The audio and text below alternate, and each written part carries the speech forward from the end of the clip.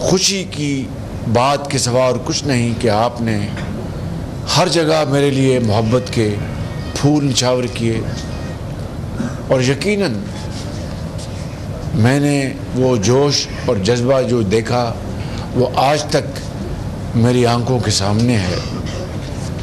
گلیوں، محلوں، سڑکوں کے اوپر ایک سمندر تھا عوام کا۔ میرے لیے وہ جو آپ نے مجھے عزت دی وہ میں انشاءاللہ قیامت تک نہیں بھلا پاؤں گا۔ میرے بزرگوں، بھائی اور بہنوں، پھر جو کچھ ہوا وہ آپ کے سامنے ہے۔ رات دن نیب کے چکر، جیلیں، تھانے، نواز شریف ان کی صاحبزادی کے ساتھ، میرے ساتھ، میرے بیٹے کے ساتھ، سعد رفیق صاحب کے ساتھ، اور تمام پارٹی کو دیوار کے ساتھ لگا دیا گیا۔ بہرحال اللہ نے ہمت دی، حوصلہ دیا کہ ہم نے اس مشکل کے وقت کو آپ کی دعاؤں سے اس کو کاٹا، اور آج اب دوبارہ ہم الیکشن میں جا رہے ہیں۔ پھر بائی الیکشن میں ایک صاحب آئے، وہ جس طرح بھی جیتے وہ آپ بہتر جانتے ہیں۔ 16 پارٹیوں کی کولیشن کو مجھے چلانا پڑا۔ چونکہ مجھے انہوں نے منتخب کیا تھا تو میں نے اللہ تعالیٰ سے مدد مانگی اور بڑے حوصلے اور بڑی ہمت سے 16 پارٹیوں کو چلایا۔ 16 پارٹیوں میں سب سے بڑی جماعت ہماری مسلم لیگ نون تھی، جن کے 84 ممبر تھے۔ بھائی ذرا خاموشی اختیار کریں۔ اور 16 پارٹی کے بعد پیپلز پارٹی، اس کے بعد نمبر 2 تھی، اور آخر میں ایسی پارٹیاں بھی تھیں جن کا ایک ممبر تھا۔ اب میرا تو مزاج نہیں تھا کہ میں اس طرح، میرا تو مزاج جو ہے جس طرح ایک مزدور گارا اور اینٹ لگاتا ہے، اسکول، کالج، ہسپتال، سڑکیں اور ادارے، میں تو یہ کام جانتا تھا، اور انتہائی محنت والے لوگ ساتھ ہوتے تھے۔ خود بھی اللہ کے فضل سے محنت کرتا تھا، اور سرکاری افسران۔ بھائی خاموشی اختیار کرے بھائی، تو بھائی، اور بھائی آپ ذرا مسئلہ یہ کیمرہ بند کرے اپنا، مہربانی کر کے۔ تو میں گزارش کر رہا تھا کہ پھر وہ وقت آیا جب ہم نے 16 مہینے یہ اقتدار ملا۔ تو مجھ سے آپ پوچھیں گے شہباز شریف، یہ 16 مہینے میں تم نے کیا کیا؟ تو میرا جواب یہ ہے کہ پچھلی حکومت سے جو ہمیں مہنگائی ورثے میں ملی تھی اس کو ہم نے پوری کوشش کی، لیکن دنیا میں پٹرول کی اور تیل کی قیمتیں آسمانوں سے باتیں کر رہی تھی۔ اس کو ہم نے کنٹرول کرنے کی کوشش کی، مگر جس ملک میں سیاسی استحکام نہ ہو وہاں پر معاشی استحکام نہیں آتا۔ مگر میں یہ بتانا چاہتا ہوں کہ وہ مہنگائی، کیا شہباز شریف سوچ بھی سکتا تھا کہ مہنگائی میں اضافہ ہو؟ وہ شہباز شریف، نواز شریف کا چھوٹا بھائی، جس نے پنجاب میں نواز شریف کی لیڈرشپ میں ہسپتالوں میں ادویات مفت کی غریبوں اور یتیموں کے لیے، سرکاری ہسپتالوں میں ایکس ریز، سی ٹی سکینز مفت غریبوں اور یتیموں کے لیے، تعلیمی وظائف یتیم بچوں اور بچیوں کے لیے 20 ارب روپے کے دیے، 4 لاکھ لیپ ٹاپس انتہائی قابل اور محنتی بچے اور بچیوں کے لیے، اس قوم کے بیٹے اور بیٹیوں کے لیے جن کے پاس سفارش نہیں تھی مگر قابلیت تھی، ان کو بغیر سفارش کے لیپ ٹاپس دیے۔ ہزاروں لاکھوں نوجوان بچوں اور بچیوں کو وزیر اعلیٰ روزگار اسکیم کے تحت ان کو ہم نے ان کے پاؤں پہ کھڑا کیا۔ تو کیا میں مہنگائی لے کے آتا؟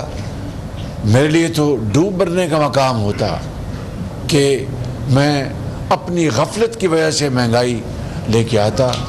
کوشش کی، کوشش میں وہ کامیابی نہیں ملی، جو ہونی چاہیے تھی، اس لیے کہ عالمی سطح پر یہ یوکرین میں جنگ کی وجہ سے اور دوسرے تیل کی قیمتیں بڑھ گئیں، کھاد کی قیمتیں بڑھ گئیں، اور میں جانتا ہوں، میرا خدا جانتا ہے کہ کس طریقے سے 16 مہینے ہم نے کاٹے۔ البتہ سیلاب آیا تو دن رات مارا ہر جگہ پہنچا، چاہے سندھ کی میران کی وادیاں تھیں یا بلوچستان کے سنگلاق پہاڑ یا KP کے یا پنجاب میں، ہر جگہ پہنچے، اور جو کچھ تھا ہمارے پاس ہم نے دکھی انسانیت کے قدموں میں نچھاور کیا۔ کراچی کے حوالے سے میں نے ایک نہیں کئی دورے کیے، اور کراچی کے پانی کے منصوبے کے لیے ہم نے بجٹ کے اندر کولیشن حکومت، اور یہ کہنا غلط نہیں ہوگا بلکہ میں اس کا ذکر نہ کروں تو زیادتی ہوگی کہ اس میں پیپلز پارٹی کی حکومت نے اور MQM نے مل کر یہ بجٹ میں اس میں پانی کے حوالے سے ہم نے منصوبہ جو K3 K4 نواز شریف کے منصوبے ہیں اس میں ہم نے یہ رقم مختص کی، لیکن رقم مختص کرنا اور ہے، عملی طور پر میدان میں اس کو عوام کی ترقی اور خوشحالی کے لیے صرف کرنا وہ اور معاملہ ہے۔ اور اس کی مثال میں آپ کو دے دیتا ہوں کہ اگر 11 مہینے میں میٹرو بس 27 کلومیٹر لاہور میں نواز شریف کی قیادت میں لگائی گئی تو گرین لائن جو نواز شریف کا تحفہ تھا کراچی کے عوام کے لیے، اس کو 5 سال 6 سال کیوں لگے؟ صرف اور صرف اس کی مثال یہ ہے کہ مسافر شب کو اٹھتا ہے جو جانا دور ہوتا ہے۔ ترقی کی منزل ایسے حاصل نہیں ہوتی، اللہ تعالیٰ مدد کرتا ہے ان کی جو خود اپنی مدد آپ کرتے ہیں۔ تو اس کی میں بے مثال مثالیں دے سکتا ہوں بے شمار۔ کراچی کا امن کس طرح قائم ہوا؟ نواز شریف کے دور میں آپ جانتے ہیں کہ نواز شریف کے دور میں کراچی کا امن قائم ہوا، اور یہ سب سے بڑا تحفہ نواز شریف کا کراچی کے عوام کو کہ امن نہ ہوتا، وہ جو کیا کہتے تھے بھتہ خوری اور وہ پرچی سسٹم جو چلتا تھا، اس کارخانے میں آج رات 20 لاکھ دے دو، اس دکان میں آج 30 لاکھ دے دو، 1 کروڑ دے دو، بوریوں میں۔ اللہ تعالیٰ کا کرم ہے کہ آج کراچی میں امن قائم ہے۔ بس میرے بزرگوں اور بھائیوں، حلقہ 242 کے میرے بزرگوں بھائیوں اور بہنوں، میں یہ کہنا چاہتا ہوں کہ میں نے اپنے کاغذات داخل کرائے ہیں، اگر آپ اجازت دیں گے تو الیکشن لڑوں گا، اگر آپ لوگ کہیں گے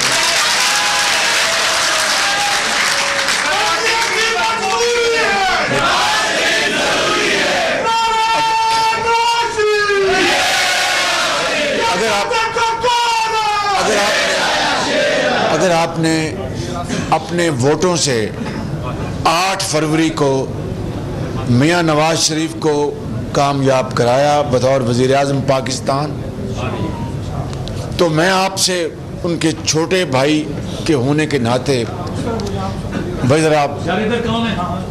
یہ آپ سے اللہ تعالیٰ کے فضل و کرم سے وعدہ کرتا ہوں کہ نواز شریف کو اگر آپ نے وزیر اعظم منتخب کروایا تو کراچی کے اندر پبلک ٹرانسپورٹ کا مسئلہ انشاءاللہ ختم کر دیں گے۔ اور میں بلا خوف تردید کہتا ہوں کہ اگر اورنج لائن لاہور میں لگی ہے جو کہ لاکھوں مسافروں کو روز، انجینئرز کو، ڈاکٹرز کو، طالب علموں کو، استادوں کو، وکیلوں کو، مزدوروں کو، بیواؤں کو، یتیموں کو ایک منزل سے دوسری منزل پہنچاتے ہیں وقت کے اوپر، میٹرو بس ہے، تو یہ شہر کراچی تو پاکستان کا روشنیوں کا شہر ہے، گیٹ وے ٹو پاکستان ہے۔ باخدا اگر میرے بس میں ہو اور میری خواہش تو میٹرو بس لاہور میں بعد میں لگنی چاہیے تھی، کراچی میں پہلے لگنی۔ ऑरेंज ट्रेन लाहौर में बाद में लगनी चाहिए थी, कराची में पहले लगनी चाहिए थी। ये आपके ट्रांसपोर्ट का मसला सबसे बड़ा मसला है।